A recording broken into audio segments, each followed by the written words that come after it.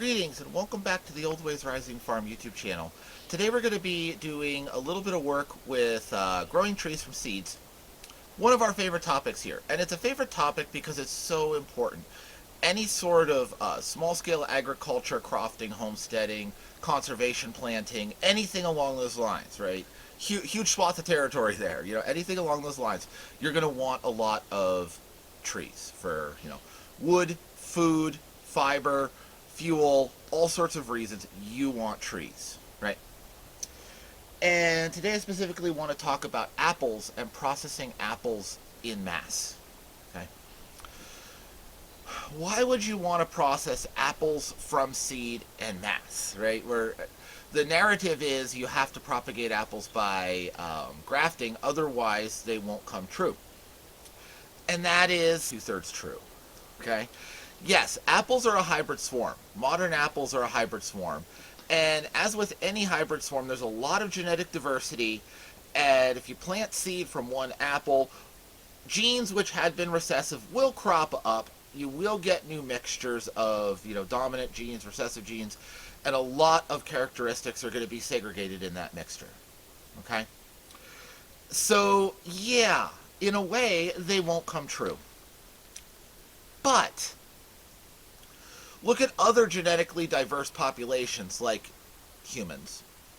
And yes, children are not a clone of their parents, but you can darn sure tell whose kids are whose in a room most of the time, right? There's a lot of family resemblance.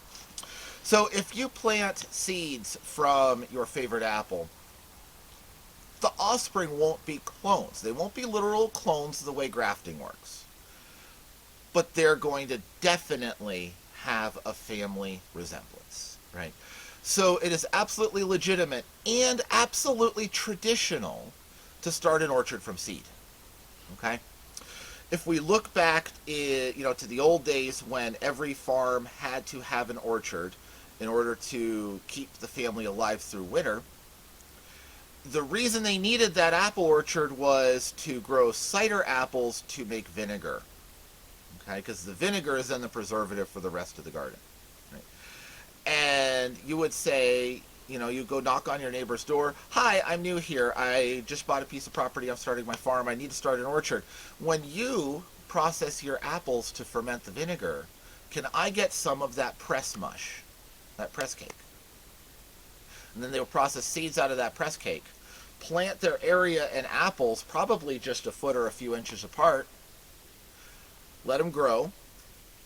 The first ones to produce, taste it. Is it what I want? Cool. If not, cut it down. Okay? And then just by working through the orchard as everything comes into production, choosing the apples which meet the needs for whatever characteristics they wanted for their cider varieties, and then cutting the rest out. You could absolutely do the same thing for a dessert apple, an eating apple, any sort of thing you want, right? At this scale, it makes a whole lot of sense to work with seed. Where I live here, there's and where I grew up, the dominant apple that was planted more recently was Northern Spy. And there's so many Northern Spies that were planted in the landscape that when I go out around the forest and eat apples that have been spread and disseminated by deer poop, or bear poop, or raccoon poop, or any other kind of poop, right? Apples grow in poop. This is a thing that happens in the woods, right? Right? We know where bears leave their poop, and bears like apples, and so do a lot of other things, right? But a lot of these, poo seedling apples, probably 2/3 in the area around where I grew up, remind me a lot of Northern Spy. You can see that, okay? You can see that coming up just in the landscape. It is a dominant set of characteristics, right? So if you want to establish a large orchard quickly for very little money, get apple seed from apples you like that have been pollinated well, which means coming from somebody else's home orchard where there's a lot of variety and diversity, okay? And you will get a Not 100%. You're not going to love 100% of the seedlings, but you will enjoy a plurality of them, and then you can high grade and thin out. Okay? So what would we do with our press cake from the squeezings?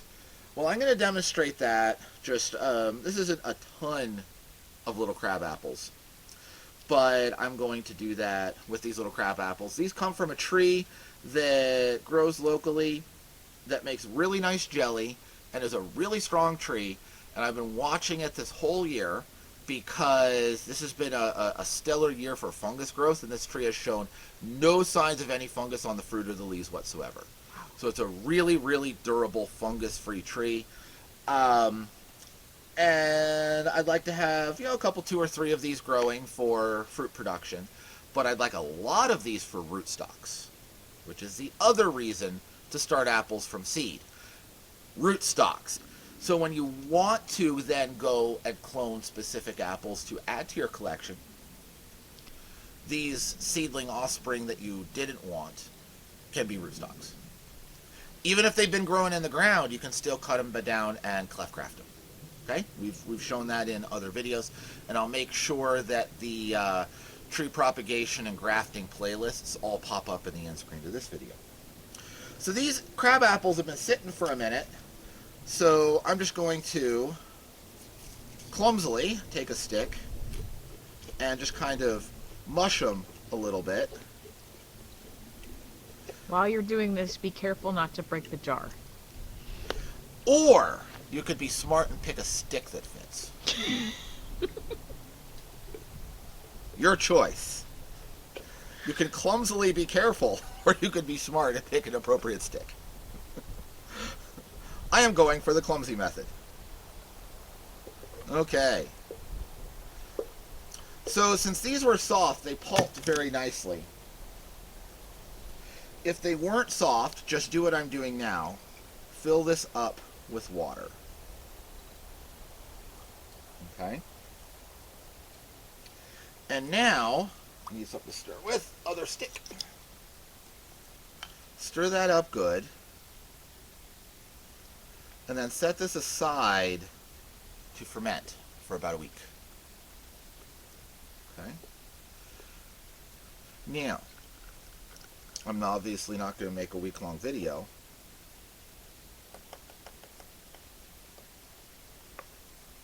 So we'll take a break, and then I'll pop back in a week, and we'll show how to finish this project off. But before that, apples have a lot of relatives. These are serviceberry or saskatoons. Okay? We were on a little bit of a road trip a few weeks ago, and I found a serviceberry. It was one of the shrubby species. I'm not entirely sure exactly which one. I didn't have a lot of time to spend with it. Just growing alongside the road.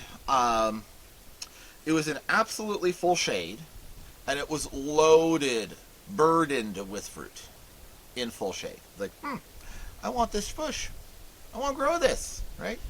So I quick made like a squirrel and, filled a pocket up with some berries. These are all dried out because it's way after the time of year when you would actually pick these for food. But it's absolutely fine to take dried berries and do the same thing with. And there's a lot of relatives of the apple that have exactly the same biology and can be propagated in exactly the same ways. Okay? These are all of the pome-producing rose family trees. Okay? Serviceberry is another example. Others are, pear, another very common orchard tree. All of the pears you can treat in exactly the same way. You do this with mountain ash are in the same group. Aronia are in the same group. Medlar are in the same group. Who am I missing? Hawthorn. Quince. Yep, quince. Hawthorn. They're all in the same group of trees. They all have the same biology and can be treated the same way. Now, these are dried out, and they're a little bit too hard to be able to go to town and smush them right now. I'm just going to let them in here and let the fermentation start to soften them. You could do this with cores. If you just had, taken like a melon baller and pulled the cores out of your apples, you can take those. You can plop them right in water and let the fermentation go to work breaking those cores down. Or, like the old timers, if you're going to your neighbors who have already pressed their cider and getting their press cake, you can just put that directly in, just as I did with these mushy apples. It'll all work great. Okay? So these are going to take a couple days, and then I'll smush them. Okay, once they're good and soft. These are going to ferment for a week, and then next week we will process and talk about getting the seeds separate from the pulp. So before we get into looking at these jars, I just wanted to mention that all the things we do here do take resources, and I want to extend my gratitude to our patrons on Patreon. This is an unsponsored, unmonetized, independent channel, and I hope to keep it that way, and you're helping with that. And also mention that there's a whole lot of digital resources for everybody there. If you look at the store section, the digital store section of the Patreon page, there's a lot of stuff in there, and it is all free to patrons at any level. So thank you those who are here, and I look forward to seeing some other folks there at some point in the future. Now, these are ready to go. How we know they're ready to go is that all of the flesh is completely liquefied, right? There is no large chunks of fruit or material in it anymore. And it's going to be hard to see on camera just because some things are just hard to see on camera. But all of the good seed is collected at the bottom of the jar. So I can look, trying to tip this as much as I can without agitating it. You can see a little bit? Yeah. Awesome. This is just hard to show because I can't tip it upside down for you, or I'm going to lose the whole project. But all of that seed has settled down, has separated from the flesh and settled down. And any seed that floats is improperly filled and not good. Okay? So now the process to cleaning the seed, I have a bucket right here. Is the bucket showing up, beloved? Okay. Is to very gently and carefully, without agitating all of those seeds in the bottom, pouring off the glop. Now you have to do this very slowly, very carefully in multiple steps. You see, I only poured off about half of it. I'm going to fill this with water. Doing this on camera, I'm almost guaranteed to make a mess of myself by the end of the day here. You'll just watch me be sloppy. But we'll all live. That's what washing machines are for. That is what washing machines are for. Okay? So we stir that up, let the good seed settle, and then again, pour off the top. Okay. Separating by flotation. And every time we do this, it usually takes 3 or 4 shots.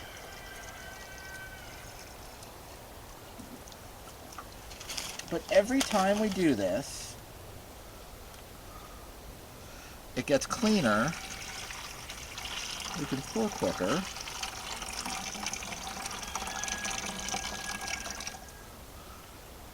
Now you can see all those nice seeds. Mm-hmm.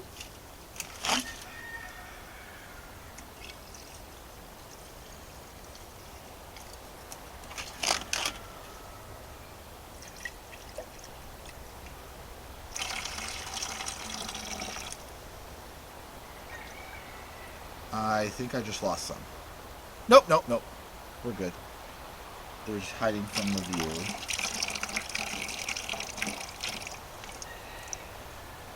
That's a little bit. There we go.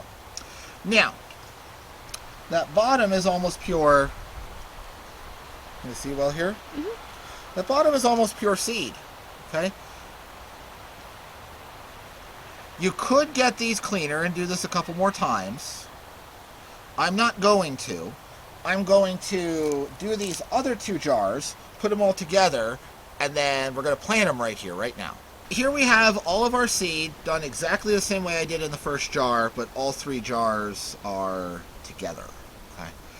And I'm going to go right ahead and plant this. It is November, so we are getting into cold weather. Apples and all of their kin need to stratify. They need a period of cold in order to trigger germination in the seed. So what we're going to do is we're just going to plant these just in this big old pot. I'm going to put some potting soil right on top of this big old pot.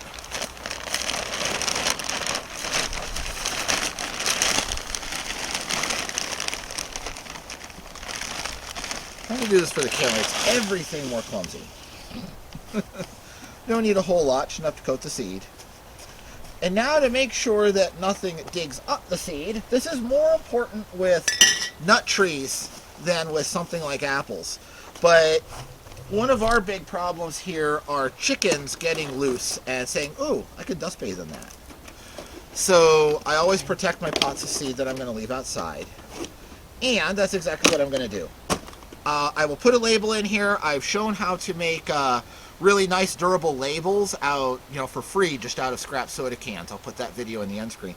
But I will make a label for this, and this is going to set out over winter. I'm not going to touch this again until they come up in spring. Now those are ready. I also want to talk about our serviceberry seeds, which are not ready. Okay. So if you look, if you compare that jar to this jar, give it a little bit of swirl so you can see maybe a little better. So there are still large chunks of fruit. So because these had become completely dry in the, between when I picked them and when I started to process them here for planting, they took a little time to rehydrate, and now they're taking a little bit longer to ferment and liquefy. Okay, so these will need a bit more time. They're not ready to separate. And if I did try to separate them now, I would lose as much seed as I saved. So they just go away, sit for another week or so, and then when they're ready, I will treat them exactly the same way and plant them in exactly the same way. All of these apple and pear relative pome fruits they can all be treated about the same. And then the last thought for this video is this yucky bucket of water. Okay? We have saved the overwhelming majority of our seeds for planting, but there's still a lot in here. We did lose some. Not every seed drops free from the core. And when you're pouring off the glop, some seed does become entrained in the higher levels. So, we got the vast majority in our jars, and certainly enough for this one bucket planting project that I have. But there's good seed in here. So, when you have a bucket of good seed, don't just dump it out in the lawn where it's going to get mowed. Take it somewhere where, whether that's near a tree stand or whether that's just in the ditch across from your house where you might like an apple tree to grow someday, and dump it where the seed has a chance. Okay? Now you can do this at any scale, and you can do this at the scale of this whole bucket. I showed how to do this with Osage orange at the bucket scale in a video I did last year with that, talking about growing that species, and that video will also appear in the end screen. So I hope one of those two or any of the others on the channel piques your interest, and that you join us here next time at Old Ways Rising.